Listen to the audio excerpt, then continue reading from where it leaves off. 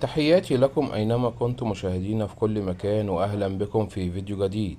توفي الإعلامي السوري صبحي عتري صباح اليوم الأربعاء وسط صدمة كبيرة، لا سيما وأن الراحل يحظى بشعبية كبيرة وسط نجوم الفن والإعلام، باعتباره متخصصا في تغطية الفعاليات الفنية الكبرى على مدار سنوات، وهو ما جعله يكون العديد من الصداقات مع النجوم والنجمات.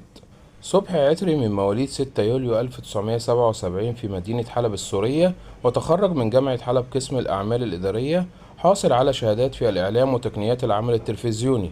وبدأ صبحي عتري مسيرته الإعلامية في عام 2007 مع قناة روتانا الخليجية، وقدم العديد من البرامج لقنوات روتانا وإل بي سي، منها يلا هلا آخر الأخبار أونلاين.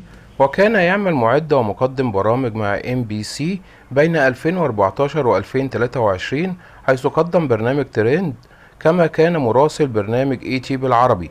وبكده كنا نقلت لحضراتكم بعض التفاصيل حول وفاة الإعلامي عتري صبحي، وبكده نكون وصلنا بحضراتكم لنهاية الفيديو، وإلى اللقاء إن شاء الله في فيديو جديد، وأقول لكم السلام عليكم ورحمة الله وبركاته.